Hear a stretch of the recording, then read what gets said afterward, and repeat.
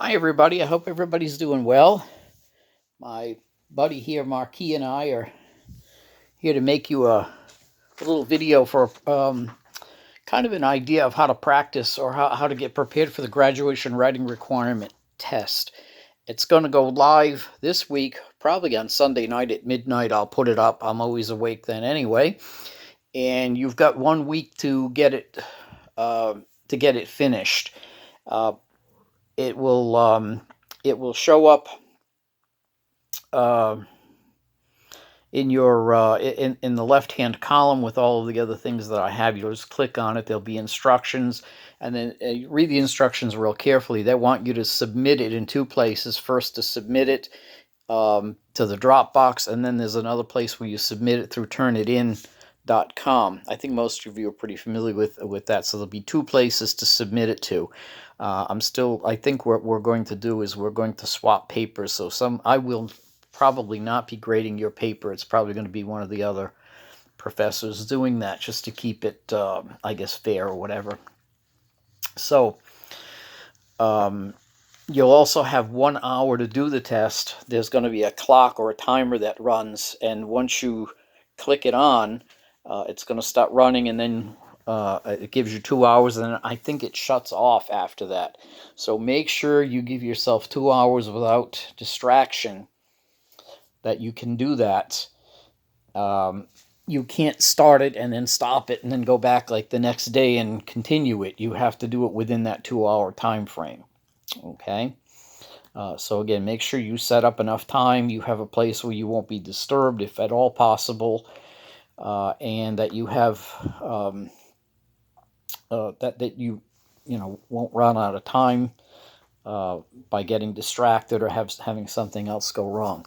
Now, what I want you to think about with this test, first of all, once you get the question, I think there are either 2 or 3 questions, and you get to pick one of them, is first of all, pick the question that's going to be the easiest to write about, not necessarily the one that's going to be the easiest, not necessarily the one you'll be the most interested in. I can pretty much guarantee none of them are going to be that exciting.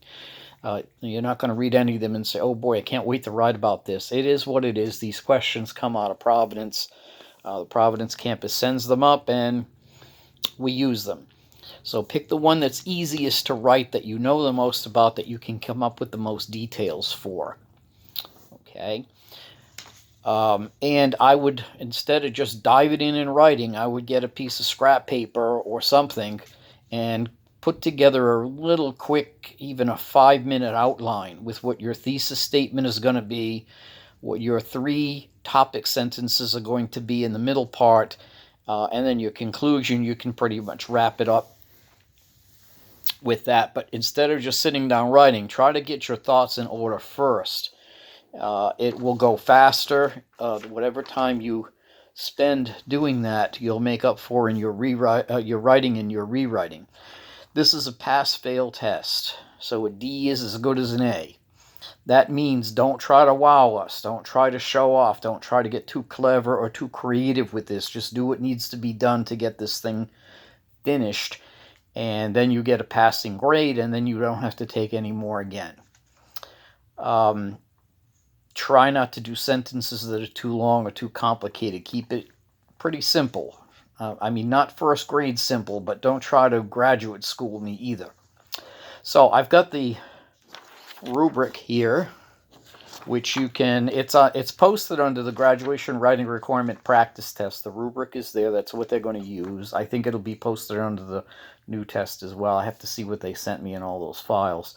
So I'm going to go over this a little bit and try to help you figure out what you need to do.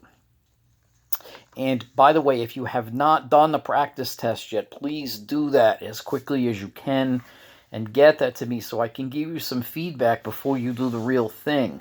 So if you're making a particular kind of mistake on that practice test, I want you to know about it before you take the real one so that you can correct for it when you do the real test. This test will not affect your grade in the class, but unless you pass this test, you can't graduate. So you'll be up there, you'll have everything done, you'll be all set, and unless you've got a pass under ENG 0100, you will not get your diploma. And you don't want to have to come back or, go through all that hassle to do that. Now, if you fail the test, there's other opportunities to retake it. And back in September, you can retake it, possibly over the summer. I'm hoping everybody passes it, so I don't have to get into all those details right now. So just pass it, make life easier on you and me, but mostly on you. So the rubric, the first thing it says is main idea. In order to get a satisfactory on this, or a passing grade, main idea is clear, located effectively, and addresses the question. All that means, two things it means. First of all, make sure you have a thesis statement. That's what they mean by main idea. It's clear, so it's easy to understand. Located effectively, by that they mean put it in the introduction. I know a thesis statement can come in a lot of different places in an essay, but for this one, put it in the introduction. That's what they want. Give them what they want. Don't give them an excuse to fail you, please. Put it in the introduction, and it addresses the question. So if the question is something like, I don't know, should high school students go to college? This won't be the question, but should high school students go to college? And then you go on and write about how, I don't know, how mean your high school math teacher was. That really isn't addressing the question. And sometimes that happens. People get a little off topic. The easiest way to make sure it addresses the question is take the question and turn it into a statement. So if the question says, and this is one of them from the past that I know they won't use again because it caused a problem. One of the questions they used in the past is it worth paying a little more money for food that is not genetically modified, or that it's that it's organic food? So if that's the question, you say yes, it is worth paying more money for organic food, or no, it is not worth paying. Now try not to take both sides of it. Try not to say, well, in this case it is, and in that case it isn't. Pick a side, one or the other. Even if most questions in life are not true and false, they're somewhere in the middle. But in this case, pick a side and stick to it. Okay? Put it in the very beginning and just take that question, turn it into a statement. The second thing they say, introduction and conclusion are present and adequate to be satisfactory. That means you have to have one. You have to have an introduction. You have to have a conclusion. They have to be separate paragraphs. You don't want them to be just pushed into the essay somewhere. They have to be a separate paragraph. They like, when they say adequate, the readers like to have, they consider adequate 4 or 5 sentences for an intro and a conclusion. And I would urge you to do 5 sentences for each. I know this is kind of prescriptive, that you're, following a particular formula, but we've been doing this for a long time, and I've seen essays that are passed, and I've seen essays that have failed, and I'm trying to give you the formula to pass this essay, not necessarily the formula to write every essay in the world that you'll ever write, but for this one. So an introduction, the easiest way to begin is with a general statement about something, and have it gradually, over 4 sentences, lead into your thesis statement. So if, for example, let's do the organic food ones. I wouldn't be able to write this essay, by the way, because I don't know enough about them. But you might say, whenever we buy food nowadays, we're faced with lots of choices. There's chemical-free, there's organic, there's, non-GMO. So we're faced with a lot of choices, and these days there are companies that are making food that might be less healthy. Okay, so that might be your general thing. When you have to make the choice, I think, or I believe, or just even it is worth the money to pay for organic food, or it is not worth the money to pay for organic food, whichever one you think. And again, this is not going to be one of your questions. I'm just using it as an example. Okay. So you've got 3 or 4 sentences leading up to your thesis statement from a general thing. You can do that with anything, really. Should you stay home in quarantine? Well, this is a really difficult time. Some people say we need to go out. Some people need to say we stay in. it's kind of a losing situation no matter what. But I think we should or should not go out during quarantine. It's pretty personally. I think we should stay home. That's what I'm doing. But uh, I'm not sure everyone agrees with me, and I have the luxury of being able to do that. All right, the third and the conclusion, again, you're going to wrap it up. Try to get 5 sentences into the conclusion. You can use your 3 middle paragraphs. We're each going to have a topic sentence. We'll get into that. You can restate your 3 topic sentences for the reasons and then wrap it up. So try to get 4 or 5 sentences in your conclusion as well. The third piece, the organizational structure of the essay is strong enough to move the reader through the text, and the essay transitions effectively between paragraphs. What that means is that each organizational structure, so that really means you need a beginning, a middle, and an end. So your intro and conclusion, we've talked about. Your middle section, try to get 3 paragraphs if you possibly can. 3 paragraphs of about 5 sentences each, 5 to 7. 5 is probably better. You don't want to write any more than you have to, because the more you write, the more likely you are to make grammatical mistakes. So if they're looking for 500 to 700 words and you write 2,000 words, you're going to probably make 3 times as many mistakes, and you'll have less time to proofread it to fix them as well. Okay, so have your introduction, says your thesis, and then give 3 reasons to support that thesis. We should buy organic food because, I don't know, it eliminates pesticides. Maybe it's safer, and think of another one. Like I said, that topic I really don't know that much about, so I'm probably not the best person to. Somebody wrote a call to action paper on that. One of my students in one of my classes did a really good job. So I actually know a little bit more about it now. Okay. So that's the big picture organization. 5 paragraphs. I know, again, it's prescriptive. Not everything you write is going to have 5 paragraphs, but this one, it would make sense to do it that way because that's what they're looking for. And again, you want to give them what they want. Don't give them a reason to consider not passing you. Make sure, I want them to pick this up and read it and say this is a passing essay. When I read them from other teachers, I can tell if I pick up a paper and it's one big long paragraph, I know it's going to fail before I even read it. I can tell. If it's 3 paragraphs, I know it's going to fail before I even read it, because you didn't organize it properly. Okay, I'm going to jump to number 5. It says each paragraph is effectively organized. The sequence of sentences is easy to follow. Transitional language frequently used to enhance paragraph organization and move the reader through each paragraph. Well, what that really means is that each middle paragraph, we've already talked about the beginning and the end, but each middle paragraph should have a topic sentence. Okay, so I have a topic sentence to start it off. Organic food is worth the price because it doesn't contain pesticides, for example. Then give me some explanation of that. Topic sentence, explain. They use pesticides in farms now to control insects, etc., etc., etc.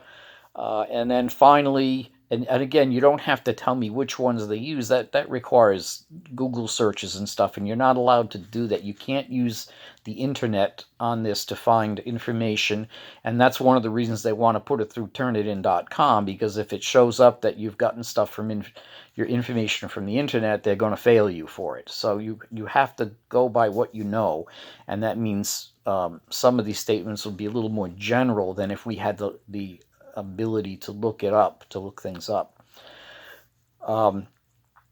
So again, topic sentence, explain, and you might give an example. For example, when they harvest bananas, well, maybe bananas aren't maybe even a good example, but maybe when they harvest apples, you get all these pesticides on the fruit, and then if you bite into the apple, you're going to, it might make you sick, or it might cause certain cancers or other things.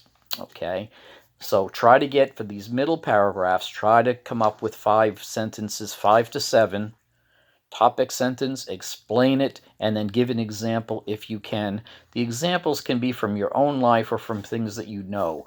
Again, don't go on the internet and start looking stuff up. They're going to wind up, if you do that, and even if you quote it correctly and put a work site in the whole bit, they're going to fail you for that because that's not what this test is designed to do. Okay. Then if I go back to number 4, this really piggybacks on that. Sufficient and relevant examples, details, and or supporting evidence are used to adequately develop the main idea. So you want to use specific examples that you can come up with. They can be things from your own life. Some of these questions that they ask, you can do from your own life. I think one of them in the past asked if it was better to have, if high schools were, let me think of what it was, if they were all boys schools or all girls schools were better or worse. And some people had gone to schools like that, so they were able to use their own experience as an example. They gave 3 reasons why it was better, 3 reasons why it wasn't as good, and then they could use their own experience to tell about that. Okay, so for example, if you took a nutrition class and you learned about organic foods in nutrition class, you could say, in my nutrition class, we were told that. That's fine. That's okay to use that information because you're not going to the internet. It's something that you know. Okay, so use as specific details as you can without going to the internet to look them up. So again, that's why it's important to pick a topic that you know a little bit about. It's going to make it so much easier to write than if you pick. If I were to try to write about organic foods, for example, I'd have a problem because I don't know enough about it. So if you're an international student and they give you a topic that involves American culture and you're not really sure about it, don't pick that question. You're going to get yourself into trouble with it. Okay. And then finally, the last part is writer demonstrates control of college-level writing conventions and uses them effectively, but essay may contain some minor errors in grammar usage and or mechanics. That's the nuts and bolts of the conventions and the grammar. They are very tough on these. They are particularly tough on there's sort of 2 kind of errors. There's what I would call the felony, and then there's the misdemeanor. Now, you can get away with a few misdemeanors. If you got a comma in the wrong place here or there, some minor spelling errors, some typos, you can get away with some of that. The felonies are, and you probably know these from English 1020, sentence fragments. Make sure you use complete sentences, even if the fragments sound good, which they do in a lot of creative writing. I use them myself. Sometimes I'll write in sentence fragments in poetry or in creative writing or in fiction, but don't do that on this essay because they're looking to see that you've mastered how to write a complete sentence. So you have to demonstrate that. No sentence fragments. Has to have a subject and a verb and be a complete thought. Okay. Comma splices and run-ons. It's the same error in 2 different ways. You can't wedge together 2 sentences without putting some kind of stop point in the middle. So it could be, I saw the dog run, the dog ran, the cat ran away, or something like that. You have to either make them 2 sentences, or maybe the dog barked, the cat ran away. When the dog barked, the cat ran away. That's okay. But if I just put the dog barked, the cat ran away with no punctuation, that's a run-on. Even though it's a short sentence, it's a run-on.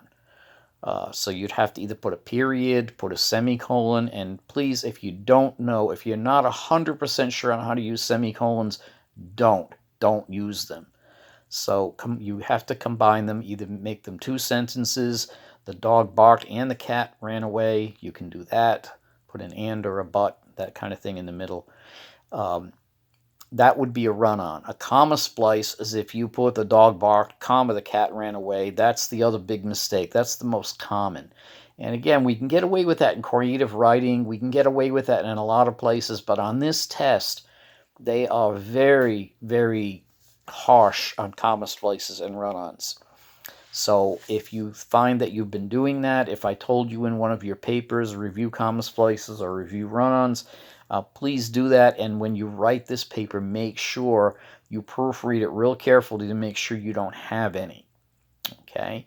The other thing is apostrophes, and apostrophes comes out in possessive, like it's the dog's bone, DOG apostrophe S. Today's weather, today apostrophe S, shows possessive in a noun. It doesn't do that in a pronoun. So his, her, its, their, none of those have apostrophes in them because they're called possessive pronouns. If it's my book, it's not M apostrophe Y. If it's its bone, it's not IT apostrophe S. It's just its, ITS. So you use an apostrophe to make a noun possessive, and you also can use an apostrophe. He heard me say the dog's bone. There he is. So if you can use it to make a noun possessive, and you can use it with a pronoun, you don't use it. Now, the other place it's used is in contractions, like it's going to rain, it is going to rain. Now, you may have had teachers tell you don't use contractions in formal writing. Well, this is not really that formal of writing. It's not a research paper. You can use contractions on this test. And as a matter of fact, for all the things you write in my class, you can use contractions. The only caveat is make sure you use them correctly. Okay, so if it's raining, it's IT apostrophe S raining. It is raining or it's raining.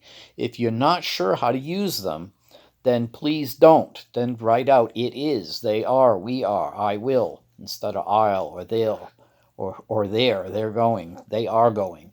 Okay, so if you're not sure, write it out. It sounds a little bit stuffy, but hey, who cares? There's nowhere on that sheet that says you get penalized for stuffy writing. Okay, so that's the apostrophe. And then finally, the subject-verb agreement. Make sure your subjects and your verb agree. So the dog is biting my hand. There he is. You can see him. There he is. The dog is biting my hand. Not the dog are biting my hand. Okay, make sure you make them agree, the subjects and the verbs. And that sometimes for international students, that's a little difficult because it means conjugating these irregular verbs. You can use a dictionary when you take this test. You can use a thesaurus. And frankly, a lot of dictionaries have usage guides in the back of them. If you happen to have a usage guide, I'm okay with you looking that up. If you're not sure if it's the dog is or the dog are, you can look it up. Okay, you can use some resources that you may have for this. If we were doing it in the class, I would have a dictionary and a thesaurus available for you, or I would let you bring in your own. And I tell students if there's common mistakes that you make in the back of the dictionary, you can make yourself little cheat notes. That's what writers do, as a matter of fact. I would not write my proposal and send it in without checking and looking some things up. Okay, so that's what the dictionary and the thesaurus are actually for. All right, when you get the thing done, there's a lot of things I don't have to tell you about because we're not doing this in the computer lab. You're doing it at home. Make sure you save it before you send it, if at all possible. Make sure that if you have to download it somewhere. I think they let you write it on Microsoft Word and then upload it. I'll have to check on that as well. You don't have to do this necessarily right in the Dropbox. I think you can upload it. Make sure that it gets sent and it actually gets through and doesn't get lost in transit. And make sure you keep an eye out for the time. If you're starting to run out of time, you want to make sure when we do it in class, sometimes there's a little wiggle room that I can give you. So if there's not another class coming in or it's during lunch, I can give people a few extra minutes, but this is not designed to do that. If any of you have accommodations for untimed testing, please email me and let me know. You may have weeks ago, but I've forgotten that by now because all the assignments we have are on time. So email me and I will look into exactly how we go about doing that, so you have an on-time test. Okay, and that you had to have had some kind of accommodation statement from the Center for Academic Support in order to have that. Okay, so I'm hoping that we have everybody pass this test. I'd like to have a 100% pass rate, no one fails, and then it's all done. Again, if you do fail, it's not the end of the world. You'll get to retake this test, and it's not going to affect your grade in English advanced composition. It has nothing to do with that. If any of you guys are behind on your work, please try to get caught up. This weekend I've got to go through and send out flags again of people that are behind. I know you've got a lot of reasons for being behind. A lot of them are really good reasons, but we're starting week 8 out of an 11-week class, and I have to get grades in at the end of week 11 over that weekend. And at that point, that's where sort of the buck stops. I can't say, okay, you can have another week or another 2 weeks. I have to have grades in at that point. And so that's when, if things are not in, I have to give you Fs for those. I'm probably going to go through this weekend and find out the things that seem to be late at this point. I'm going to start putting in zeros in there to remind you, and some of you already have zeros. I'm going to be flagging you and they'll be sending you reminders. Get this stuff done. I know it's difficult. I know it's tough, but we've only got 4 more weeks to go. Get it done, and then you're going to look back at it, and you're going to have all summer to sort of like take a breath and say, okay, I finished it. It's done. When it's done, you're going to be glad that it's done. If you're having trouble with writer's block, just write something. Even if it's crap, write something. If it's really bad, I'll send it back to you and say, okay, this is what I want you to do with it, and I'll regrade it. But I can't cut you any slack if I don't have anything to look at. So if I've got a blank Dropbox, I have no choice but put a 0 in it. If I've got a Dropbox with a bad paper, I can give you half credit. Instead of 150 points, you can get 75, and then I'll write back and say, if you want more points, do these things to fix it and make it better.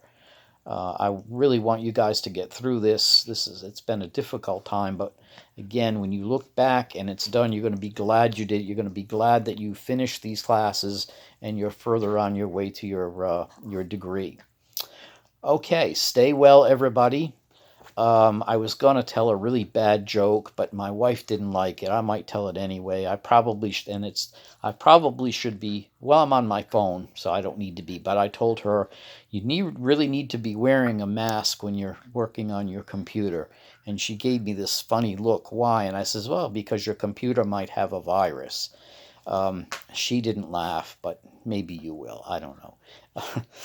It's not a very good joke, but at least we need to do something to lighten up the mood. Right, Marquis? Right, Marquis? We need to do something to lighten up the mood.